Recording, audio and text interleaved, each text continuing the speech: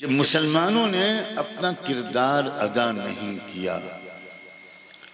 मुसलमानों ने अपनी मस्जिदों में इन नॉन मुस्लिम भाइयों को और बहनों को मस्जिदों में नहीं बुलाया। जो ये चमेलिया सिम कहती है अब तलक क्या कि महबूब किबरिया का पसीना है लाजवाब। महबूब किबरिया का पसीना है लाजवाब। आका की सुन्नतों का करीना है लाजवाब। मैं तो शिकायत कर रहा हूं इस बात की, और कोई ये कहने का हक रखता है आप में से कि उनको क्या बुलाते, हम तो खुद ही अलग अलग मस्जिदों में बट गए। इस मस्जिद में देवबंदी नहीं आ सकता, इस मस्जिद में बरेलवी नहीं आ सकता, इस मस्जिद में अहले हदीस नहीं आ सकता, इस मस्जिद में फलां नहीं आ सकता। अजीब तमाशा है। मुझे इंतहाई खुशी हुई है ये बात सुनकर कि आप के इस इलाके में ये बीमारी नहीं है। सही है बात। आप आपस में मोहब्बत से रहते हैं, आप में जोड़ है। इसीलिए मैं ये बात यहां कह रहा हूं कि आपके अंदर सलाहियत है, जरा तवज्जो बढ़ा दीजिए, अपनी मोहब्बत बढ़ा दीजिए, असली और पूरे इस्लाम को अपनी जिंदगी में ले आइए। अगर आपके इलाके की मिट्टी में मोहब्बत का गलबा है तो आप देखिएगा कि फिर लोग इस्लाम की कैसी कदर करें।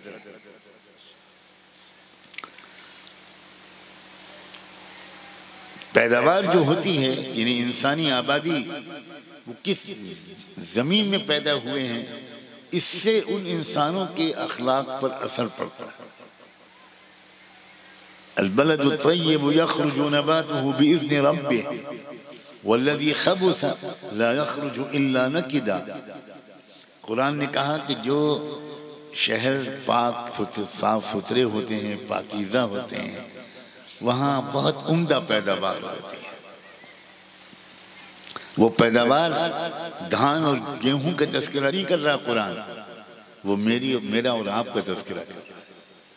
वल्लज़ी ख़बुस ला यख़रुजु इल्ला नकिदा। और जो जमीन गंदी होती है, खबीस होती है, नापाक होती है, वहाँ वैसे ही लोग पैदा होते हैं। अल्लाह करे मेरा ये गुमान सही हो कि आपकी मिट्टी नरम है, आपके यहाँ लोग आपस में दुश्मनियों के साथ नहीं, मेल मिलाप के साथ रहते हैं।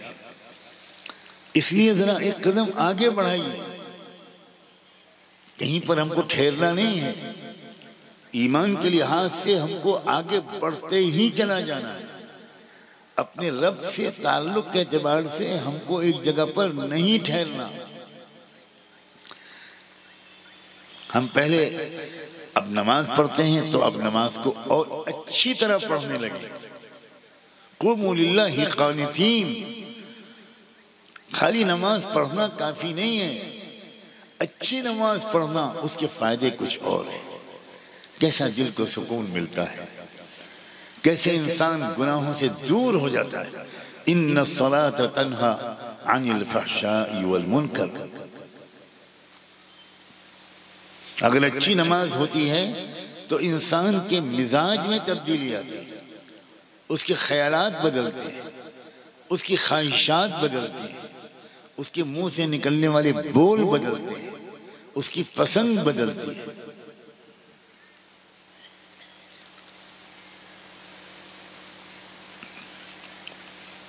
थोड़ी देर किसी बहुत समझदार आदमी के पास बैठना ये बहुत ही कीमती और मुफीद चीज है।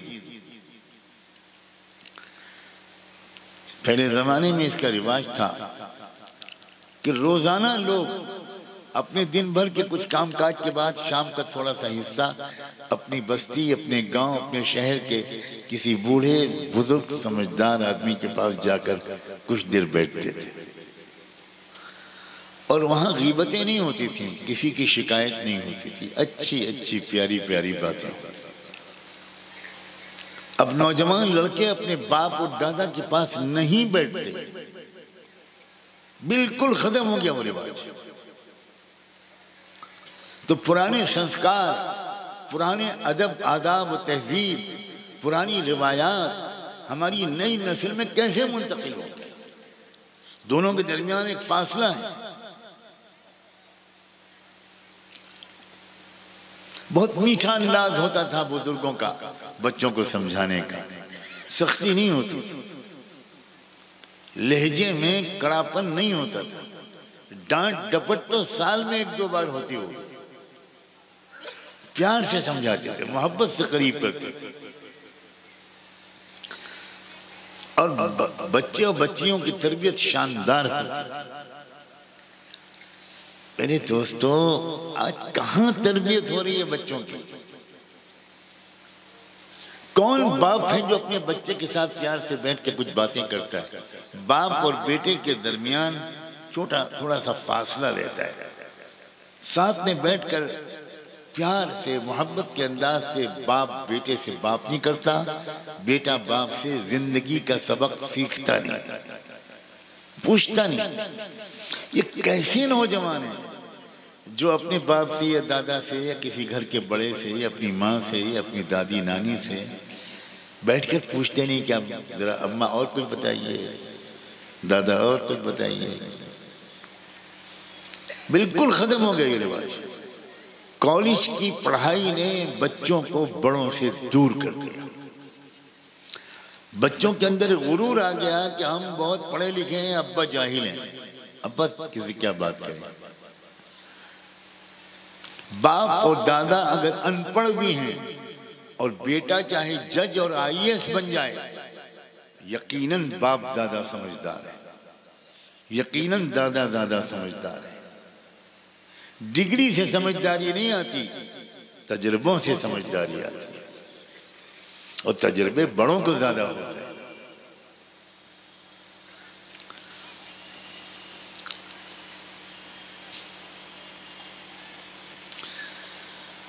मुस्लिम समाज को, आप यहाँ बड़ी जबरदस्त तादाद में हैं, ये बात सही है ना?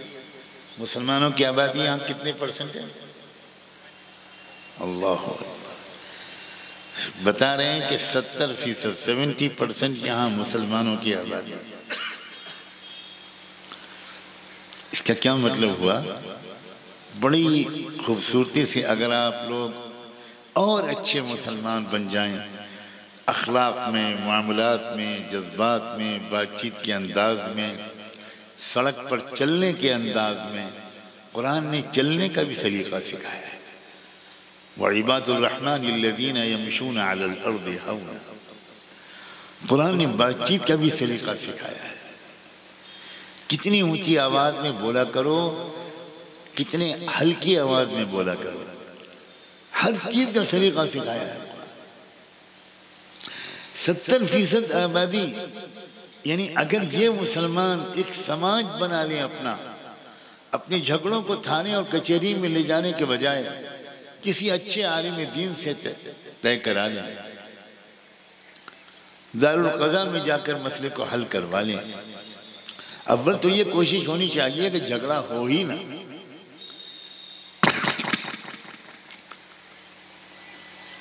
वल्काज़मीन अल-ग़ैज़ वल-आफ़ीना अनिन-नास, गुस्सा आए तो गुस्से को रोक लो और लोगों को माफ कर दो। अगर ये मिजाज होगा जो कुरान ने कहा था कि गुस्से को रोक लिया करो, पी लिया करो, कंट्रोल कर लिया करो, तो अगर गुस्सा कंट्रोल हो जाएगा तो झगड़ा ही नहीं होगा।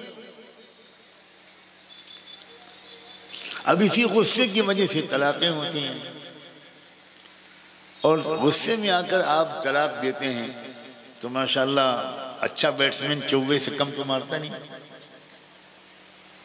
लिहाजा आप भी चूंकि बहुत बहादुर मुसलमान हैं तो 3 तलाक से कम कभी देते नहीं। अब गुस्से में आकर आपने 3 तलाक तो दे दी, उस दिन गुटखा आपको नहीं मिला, पान मसाला आपको नहीं मिला, मूड बहुत ख़राब था, गंदी चीज़ें आपने नहीं खाई जिनकी आदत पड़ गई थी। तो अब गुस्से में आप घर में गए, अब वो पता चला बीवी मैके चली गई, तो आप पारा आसमान पे चला गया और आपने आओ देखा न ताओ, मोबाइल का ज़माना है, मोबाइल से नंबर मिलाया और कहा कहाँ गई तुम? अम्मी की तबीयत ख़राब थी, अम्मा बीमार थी, ज़रा देर के लिए आए थे देखने, जाओ तुमको वहीं रहो, तलाक तलाक तलाक तलाक, छुट्टी। अब अगले दिन न चाय बनी, न बच्चे स्कूल गए, न कपड़े धुले, न कुछ हुआ, न खाना मिला, तो 14 तबक रोशन हो गए।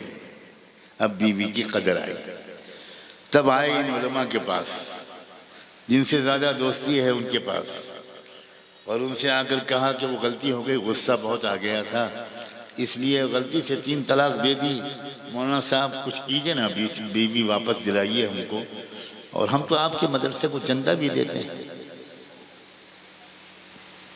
और इस साल बकरीद में खाले भी दे देंगे, और फतवा अगर आपने हमारे हिसाब से नहीं दिया तो फिर आपकी खाल की खैरियत नहीं। अब मौलाना साहब डर गए कि मदरसा कैसे चलेगा। उन्होंने कुछ तरकीब निकाली, वो तरकीब यहाँ नहीं बताऊंगा वरना आप लोग फ़ायदा उठाएंगे। हज़रत अक़दस हकीम उल उम्मत थानवी रहमतुल्लाह अलैह ने एक किताब लिखी, इस्लाहुर रसूम, जो मुसलमानों में तरह तरह की रस्में और बिदातें आ गई जो नहीं इस्लाम में थी, तो हज़रत थानवी ने बड़े शानदार किताब लिखी, एक एक रस्म के बारे में कुरान हदीस के हवाले से बताया कि ये रस्म गलत है, मुसलमानों को ये रस्म छोड़ देनी चाहिए। तो हो सकता है आप ही इलाके की कोई बड़ी भी हों बुढ़िया, उनके हाथ में वो किताब लग गई, उस बड़ी भी ने वो किताब पढ़ी, तो उसने कहा अल्लाह इस मौलवी को खुश रखे, कई रस्में तो हमको मालूम ही नहीं थी जो इसी से पता चला, इसलिए मैं बताऊंगा नहीं, वरना कहीं आप लोग भी तलाक देने के बाद मौलवियों से फतवे लेने का भी कारोबार शुरू कर दें।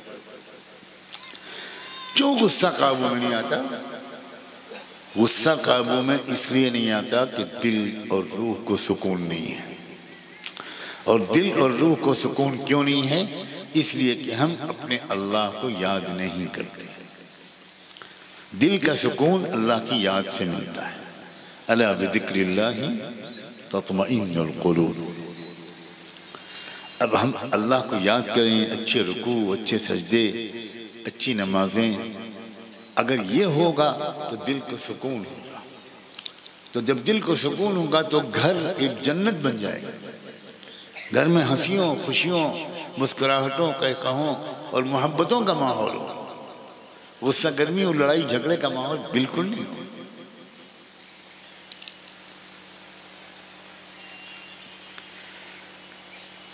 मुसलमानों को से ये हाथ जोड़ के दरख्वास्त करने का दिल चाहता है कि अल्लाह के बंदों और बंदियों, इस्लाम की बदनामी का सबब न बनो, पूरे मुसलमान बन जाओ, इस्लाम को थोड़ा समझो। एक बहुत बड़ी मुसीबत भारत के मुसलमानों के अंदर ये बहुत फैल गई है कि तकरीबन 100% मुसलमान कुरान को नहीं समझते, और समझना दूर की बात है, शायद बहुत बड़ी तादाद तो कुरान को ठीक से पढ़ भी नहीं पाते। जो कुरान को नहीं समझेगा वो इस्लाम को नहीं समझ सकता। इसका रिवाज खत्म हो गया, उलमा ने भी इस पर जोर देना खत्म कर दिया। हालांकि कितना आसान है, हमारे बुजुर्गों ने सब जबानों में कुरान का तर्जुमा कर दिया। नहीं अरबी जानते तो कोई तर्जुमे वाला कुरान रोजाना 2-3 आयतें पढ़, उनका तर्जुमा समझ लो जरा कि अल्लाह पाक हमसे क्या चाहते हैं। कोई जरूरत महसूस नहीं करता, कोई उलमा के पास नहीं जाता कि आप 10 मिनट दे दीजिए जिसमें आपको आसानी हो, मैं आऊँगा, 1-2 आयतों का मतलब मुझे समझा दीजिए।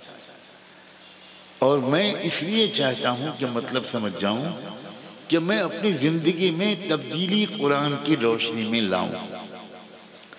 क्या चाहता है इस्लाम हमसे, कुरान हमसे क्या चाहता है, ये क्यों ये बात कही गई कि भाई इस्लाम कबूल करो। इस्लाम सिर्फ मुसलमानों का मजहब नहीं है, इस्लाम पहले इंसान का मजहब था। हजरत आदम अलैहिस्सलाम वो जो आए स्वर्ग से, जन्नत से, वो जो दीन लेकर आए उसी का नाम इस्लाम है। सारे नबी वो इस्लाम ही लेकर आए। ईसा अलैहिस्सलाम ईसाइयत नहीं लेकर आए थे, मूसा अलैहिस्सलाम यहूदियत लेकर नहीं आए थे। भारत के अंदर भी बहुत से पैगंबर आए और वो भारत के पैगंबर भी इस्लाम ही लेकर आए थे। हमें तो फख्र है अपने भारतीय होने पर, भारत के नागरिक होने पर हमको इसलिए फख्र है कि सबसे पहले इस्लाम की शुरुआत जिस देश से हुई, अल्लाह ने हमको उसी देश में पैदा किया। हमारा तो इस मुल्क से मजहबी ताल्लुक भी है, हम इसके खिलाफ आतंकवाद की साजिश कैसे कर सकते हैं। हम इसके खिलाफ होने वाली किसी आतंकवाद की साजिश को का मुंह तोड़ जवाब दें, सवाल ही नहीं पैदा। किसी सरकार की नीति और पॉलिसी से इख्तिलाफ करना यह हमारा संवैधानिक अधिकार है, यह हमारा दस्तूरी हक है। हमने इस मुल्क में रहने का फैसला किया था एक मुआहिदे के साथ कि भाई आप अपने धर्म पर चलना, हम अपने मजहब पर चलेंगे, अच्छे पड़ोसियों की तरह साथ में रहेंगे और सब लोग मिलजुल कर इस मुल्क को ताकतवर बनाएंगे, इस मुल्क को अच्छे अखलाक वाले शहरियों का मुल्क बनाएंगे, तब यह विश्व गुरु बनेगा। यह गुंडागर्दी और दादागिरी करके विश्व गुरु नहीं बन सकता।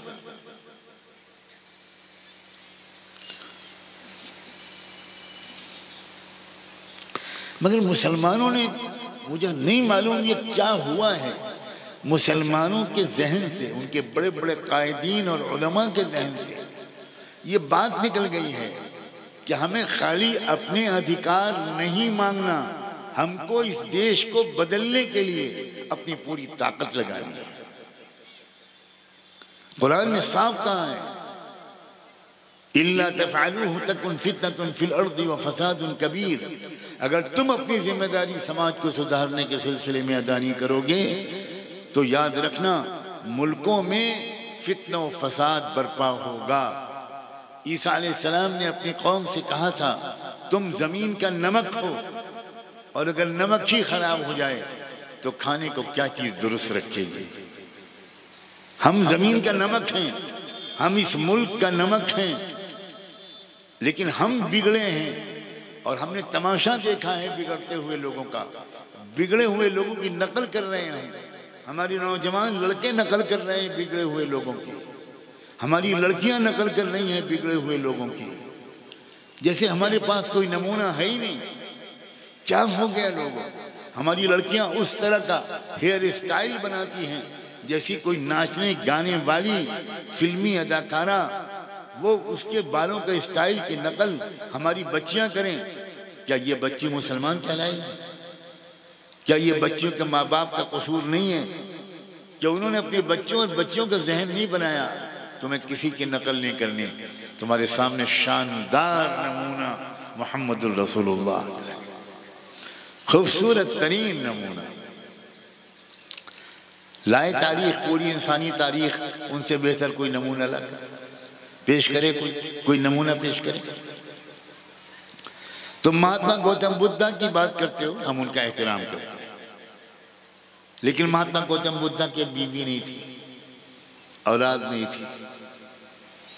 कैसे वो नमूना बन सकते हैं शौहर के लिए? कैसे वो नमूना बन सकते हैं बाप के लिए? मैं महात्मा गौतम बुद्धा की बात भी नहीं करता, मैं हजरत ईसा अलैहिस्सलाम की बात भी करता हूँ। ईसा अलैहिस्सलाम ने शादियाँ नहीं की तो एक शौहर के लिए हजरत ईसा मुकम्मल नमूना नहीं बन सकते। मुकम्मल नमूना बन सकते हैं तो कौन? सय्यदना मुहम्मदुर रसूलुल्लाह। लक़द कान लकुम फ़ी रसूलिल्लाहि उस्वतुन हसना।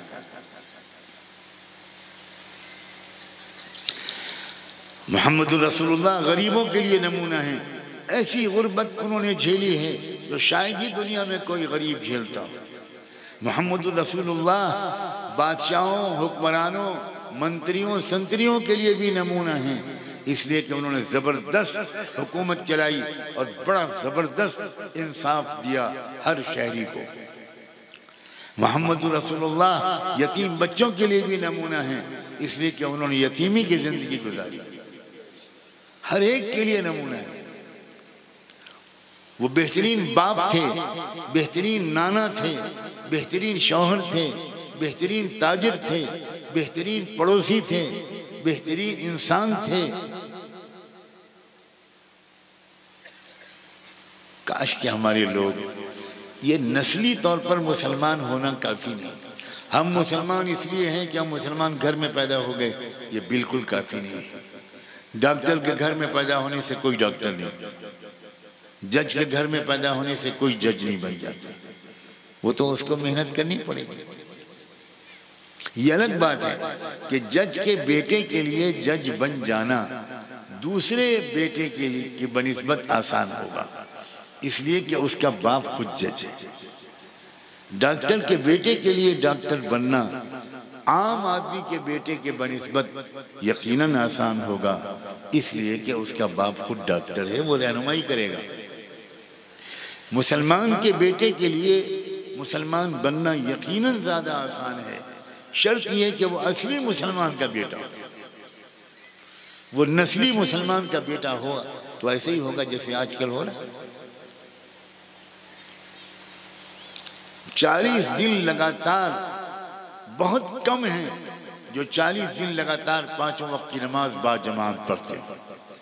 सिर्फ 40 दिन कह रहा हूँ। बीच बीच में नमाजें छूटती हैं, बीच बीच में क़ज़ा नमाज हो जाती है, बीच में जमात छूटती है।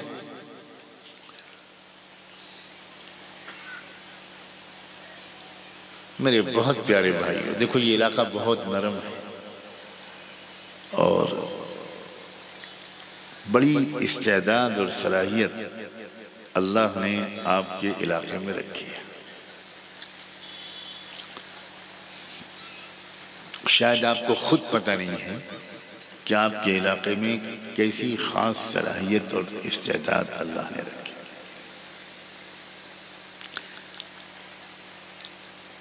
उलमा और जो प्रोफेशनल या पढ़े लिखे इंटेलेक्चुअल हजरात अगर यहाँ कोई मौजूद हैं तो मैं उनसे गुजारिश करता हूँ इस बयान को, इस जलसे को एक बयान और जलसे तक महदूद मत रखिए, बिल्कुल महदूद मत रखिए। एक आग की चिंगारी यहाँ से लेकर उठिए, एक शोला भड़कना चाहिए आपके सीने में।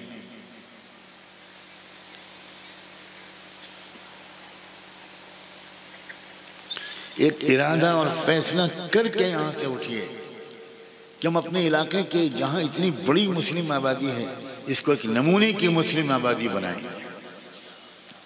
एक नमूने की मुस्लिम आबादी, यहाँ के मर्द, औरतें, बच्चे, बच्चियाँ, नौजवान लड़के लड़कियाँ, ताजिर हों, किसान हों, उलमा हों, प्रोफेशनल्स हों, इंजीनियर्स हों, डॉक्टर्स हों, लॉयर्स हों, एक बिल्कुल अलग पहचान है। तरस रहा है हमारा मुल्क, इस कदर बिगाड़ आ गया है मुल्क में कि अल्लाह की पनाह, तरस रहा है हमारा। अगर मुल्क को बोलने की ताकत दे दे अल्लाह, अगर जमीन बोलने लगे, दरो दीवार बोलने लगे, तो ये जमीन और दरो दीवार मुसलमानों के आगे हाथ जोड़ेंगे कि रहम कर दो हम पर। जमाना बड़े शौक से सुन रहा था दास्तां हमारी, हम ही सो गए दास्तां कहते कहते। हम इल्जाम दूसरों पर देते हैं, ये हमारा मिजाज है। मैं इस वक्त दूसरे लाइन की बात कर रहा हूं, जहां कानून का मसला होगा, जहां भारत के दस्तूर और संविधान का मसला होगा, वहां डंके की चोट पर हुकूमत के खिलाफ बोलेंगे। हुकूमत अलग चीज है और मुल्क अलग चीज है। हुकूमत आती और जाती है, मुल्क अपनी जगह पर बरकरार रहता है। हुकूमत की पॉलिसी से इख्तिलाफ करना यह हमारा दस्तूरी हक है, और इस दस्तूर के बनाने में हमारे बुजुर्गों और उलमा का बहुत बड़ा हाथ था। अफसोस ये है कि हम लोग, क्योंकि फिर वही शिकायत मेरी ज़ुबान पर आती है कि सबसे कम मुताला करने और पढ़ने वाली कौम मुसलमान है, और उसमें भी सबसे कम पढ़ने वाले शायद उलमा हैं। क्या हो गया? आज हर एक की ज़बान पर है कि हमारे मुल्क का दस्तूर बाबा साहब डॉक्टर भीमराव अंबेडकर ने बनाया। हर एक ये कहता है। इस कदर जिहालत की बात है। दस्तूर बनाने के लिए जो कमेटी बनाई गई थी, डॉक्टर अंबेडकर उसके बहुत फाजिल काबिल चेयरमैन जरूर थे, लेकिन इस दस्तूर के बनाने में बहुत लंबा वक्त लगा था। 2.5 साल की मेहनत के बाद ये दस्तूर बना था, और इस दस्तूर के बनाने में बहस मुबाहिसे में सबसे ज्यादा जो हिस्सा लिया है वो 2 लोगों ने लिया है, और वो 2 थे मौलाना हिफ्जुर रहमान सिवारवी और मौलाना हसरत मोहानी। आज उलमा भी नहीं जानते कि मुल्क के दस्तूर के बनाने में हमारे अकाबिर उलमा का कितना बड़ा हिस्सा था। दस्तूर बनाने के सिलसिले में जब बहसें होती थी तो मौलाना हिफ्जुर रहमान सिवारवी ने उस मुद्दत में बार बार पंडित जवाहरलाल नेहरू जी को डांटा, दरखास्त नहीं की, खुशामद नहीं की, जैसे आम आज छोटे से छोटे नेता के सामने बिछे जाते हैं। हमारे बुजुर्ग ऐसे नहीं थे। मौलाना हिफ्जुर रहमान सिवारवी ने एक बात कही, एक राय पेश की, और ये कहा कि इसको बहस का मौजू बनाया जाए। पंडित जवाहरलाल नेहरू नहीं चाहते थे कि वो मसला बहस का मौजू बने, तो जवाहरलाल जी ने बड़े अदब से दरख्वास्त की कि मौलाना साहब टाइम बहुत हो रहा है, इस वक्त इसको बन जाने दीजिए जैसा है, बाद में तो दस्तूर को बदलने के तो इख्तियार दस्तूर में खुद दिया जाएगा, तो बाद में बदल लेंगे।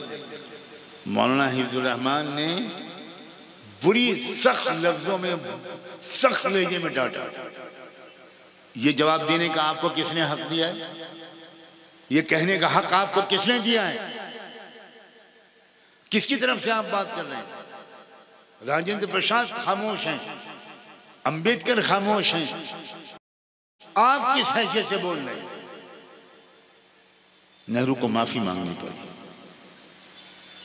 और उसके बाद जिस तरमीम पर अड़े हुए थे मौलाना हिफ्जुर रहमान सिवारवी, वो पूरे लफ्ज बलफ्ज हाउस ने मंजूर की, और वो दस्तूर का हिस्सा बना। दफा 25, दफा 26, दफा 29, दफा 30, दफा 31, दफा 342, इस पर जो जोरदार बहसें हुई हैं, पढ़ने के लायक। हमारे उलमा ने इस मुल्क की क़यादत की थी, और अब हम मुल्क में चोरों और डाकुओं के पीछे पीछे चलने लगे। कितना फर्क आ गया इन 2-3 नस्लों में। वो फर्क सिर्फ इसलिए आया है कि वो असली मुसलमान थे और हम दिखावे के मुसलमान। हमारे अंदर अल्लाह का खौफ से ज्यादा लोगों का खौफ है, नेताओं का खौफ है, सरकारों का खौफ है। हम अल्लाह के साथ शरीक कर रहे हैं। यह असली इस मुसलमानों का ये कैरेक्टर बिल्कुल नहीं। अगर मुसलमान अपना सही इस्लाम पर होते तो इस मुल्क में कोई ओबीसी ना होता, कोई दलित ना होता, उनको बराबर के हुकूक मिलते, पूरी हिस्सेदारी मिलती सरकार के चलाने में, रिसोर्सेज से फायदा उठाने में। मुसलमानों ने तो इतनी बड़ी कुर्बानी दी कि मुसलमानों ने कहा कि आप हमको रिजर्वेशन मत दीजिए, लेकिन हमारे इन पिछड़े हुए शेड्यूल कास्ट दलित भाइयों और बहनों को, इनके नौजवानों को आरक्षण देना होगा। इस पर लड़ाई की थी हमारे बुजुर्गों ने। आपको इनको रिजर्वेशन देना होगा। हजारों साल से ये पैरों तले इनको आपने कुचला है। इनको तालीम में जो रिजर्वेशन दीजिए, इनको एजुकेशन में रिजर्वेशन दीजिए, इनको पॉलिटिकल रिप्रेजेंटेशन में यानी सियासी नुमाइंदगी में इनको रिजर्वेशन दीजिए। क्या किया सरकार ने? धीरे धीरे ये किया कि जितने इलाकों में मुसलमानों की अच्छी तादाद थी उन सीटों को रिजर्व कर दिया ताकि मुसलमान न जा पाए पार्लियामेंट में, मुसलमान न जा पाए।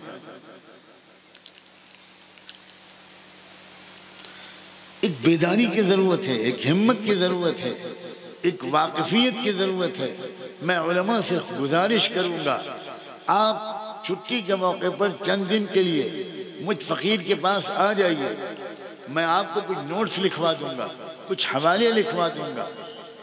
क्या कहना है आपको पब्लिक में, आपको कैसी तरबियत करनी है मुसलमानों की। हमें मुसलमानों की दीनी तरबियत भी करनी है, हमें मुसलमानों की अखलाकी तरबियत भी करनी है, हमें मुसलमानों की सियासी और समाजी तरबियत भी करनी है। हमें उनको भारत को समझाना है कि भारत है कैसा, और हमें बताना है भारत ठीक उसी तरह है जिस तरह सरकार दो आलम सल्लल्लाहु अलैहि वसल्लम को जो मुल्क मिला था जजीरे अरब के समाजी हालात और भारत के समाजी हालात, जजीरे अरब के सियासी हालात और भारत के सियासी हालात, जजीरे अरब के इकोनॉमिक हालात, माशी हालात और हमारे मुल्क के माशी हालात, ये तीनों बहुत मिलते जुलते हैं। जजीरे अरब में भी एक कास्ट के लोग थे, एक कबीले के लोग थे जो पूरे जजीरे अरब पर जिनका डंडा चलता था। वो धार्मिक पुरोहित भी थे, मजहबी लिहाज से वही परम पूज्य थे, माशी हालात से भी सबसे ज्यादा मालदार थे। वो सारे मुल्क की दौलत उनके पास आती थी, को पहचानते थे और तकलीफें बर्दाश्त करके अपनी जिम्मेदारी अदा करते रहे, तकलीफें बर्दाश्त करते रहे। आपके साथी भी जो मानते जाते थे वो भी तकलीफों से गुजरते थे, वो भी तकलीफों को बर्दाश्त करते थे, सब चलता रहा। आपने क्या किया? समाजी उस ताने बाने की तरफ इशारा करता हुआ आपने देखा कि इन लोगों में जो सबसे बड़ा लीडर है और शरीफ इंसान है, किसी तरह वो मुझे सपोर्ट कर दें। तो ख्वाजा अबू तालिब जो आपके चचा थे और बहुत बड़े सीनियर सुप्रीम लीडर भी थे, उन्होंने ऐलान किया। उससे आपको थोड़ी रिलीफ मिली। फिर आप मदीने मुनव्वरा आए। मदीने में आते ही आपने मदीने में जो समाज के लोग थे सब समाजों के लीडरों को बुलाया। पहला काम आपने मदीने में ये किया, मस्जिद बनाने से पहले आपने सब लीडरों को बुलाया। यहूदियों के 5 कबीले थे मदीने में, सब के लीडरों को बुलाया। अरब के मूर्ति पूजा करने वालों के लीडरों को भी बुलाया। खुद बैठे मुहाजिरीन और अंसार के नुमाइंदों को बुलाया और आपने वहां पर एक पेशकश की, बड़ी पॉजिटिव बात रखी। खुलासा ये था आपकी बात का कि ऐसा लगता है कि अब किस्मत ने मेरे मदीने ही में रहने का फैसला कर दिया है, मुझे आपके बीच में ही रहना है। तो क्यों ना ऐसा करें कि हम सब मिलकर एक फ्रंट बना लें, आपस में इत्तेहाद कर लें, मुआहदा कर लें कि हम पर हमला होगा तो आप हमारा साथ देंगे, आप पर कोई दुश्मन हमला करेगा हम आपका साथ देंगे, एक दूसरे के राज को राज रखेंगे। इस तरह के एक मुआहदा आपने लिखवाया। जरा सोचो, नबी उम्मी सल्लल्लाहु अलैहि वसल्लम जो अपना नाम भी नहीं लिख सकते थे, उन्होंने 54 दफात पर मुश्तमिल एक लंबा मुआहदा डिक्टेट किया, इमला कराया, उसको मिसाक मदीना कहते हैं। आपने एक नमूना रख दिया। यही सूरत हाल हमारे देश की। यहाँ एक कौम नहीं बसती, दो कौम नहीं बसती। गलती से हम समझते हैं कि यहाँ हिंदू मुस्लिम खाली रहते हैं। यहाँ 6000 कौमें रहती हैं, अलग अलग कबीले, अलग अलग कास्ट, अलग अलग उनकी समाजी पोजीशन। और बिहार का सूबा तो वो है जो बार बार देश के असली एजेंडे को ऊपर लाने में कामयाब हो जाता है। ये बहुत बड़ी खुसूसियत है आपकी। पूरे देश में इस असली एजेंडे को दबा दिया जाता है, लेकिन बिहार है कि वो उसको ऊपर ले आता है। पहले भी बिहार ही ऊपर लाया था, और अभी आपके यहाँ बिहार में जो कास्ट सेंसस हुआ, जो जात आधारित गोया जनगणना हुई, मर्दमशुमारी हुई, वो भी पहली बार कास्ट की बुनियाद पर हुई, जिससे पूरे देश में हलचल मच गई। ये बहुत बड़ी शुरुआत है। बिहार के लोग अपनी अहमियत को नहीं जानते, मुझे साफ कहने दो। मैं डंके की चोट पर कहता हूँ, बार बार मैंने यूपी में भी ये बात कही कि क़यादत बिहार के मुसलमानों को करनी चाहिए, बिहार को आगे बढ़ना चाहिए। आप में जो सलाहियत है, आप में जो ज़हानत है, मौलाना अबुल महासिन मोहम्मद सज्जाद आपके कायद, हज़रत मौलाना मिन्नतुल्लाह रहमानी आपके कायद, हज़रत मौलाना काजी मुजाहिद इस्लाम कासमी आपके कायद, कितनी खानकाहें यहाँ बिहार में हैं जिन्होंने अपने अपने ज़माने में बहुत बड़ा किरदार अदा किया। मगर पता नहीं क्यों पिछले दिनों से बिहार के लोगों के अंदर वो सिमट गए हैं। बिहार के अंदर वो पूरे देश को बचाने, पूरे देश की क़यादत करने, पूरे मुल्क की क़यादत करने के लिए आगे नहीं बढ़ते। मैं आपकी हिम्मत बढ़ाना, आपकी इजाज़त से आपकी हिम्मत बढ़ाने के लिए कहना चाहता हूँ, आपके अंदर बहुत सलाहियत है। काश के कुछ नौजवान उलमा थोड़े दिन के लिए मेरे पास आ जाएं और मैं कुछ उनको ज़िंदगी भर के मुताले का निचोड़ पेश कर दूं, कुछ उनको सामने एक लाइन ऑफ एक्शन, एक लाहे अमल कि इस मुल्क में इंसाफ सबको कैसे मिले। मुसलमानों को सिर्फ अपने लिए इंसाफ नहीं चाहिए, ये हमारा काम नहीं है। कुरान ने हमारे ज़िम्मे किया है कि हम सबको इंसाफ दिलाएं। कुरान ने तो यहाँ तक कह दिया सूरह हदीद में कि सारे नबियों के भेजने के पीछे हमारा एक मकसद ये भी है, और ये भी था और है, कि सारी दुनिया के लोगों को इंसाफ मिले। लक़द अरसलना रसूलना बिलबय्यिनात व अंज़लना मअहुमुल किताब वल मीज़ान लियक़ूम अन्नास बिलक़िस्त। नबियों के आने का ये मकसद है। अब हम अगर सिर्फ मदरसे में पढ़ाते रहे, सिर्फ मस्जिद में इमामत करते रहे, सिर्फ दुआ तावीज़ लिखते रहे, हम अपनी जिम्मेदारी अदा नहीं करते, बिल्कुल नहीं।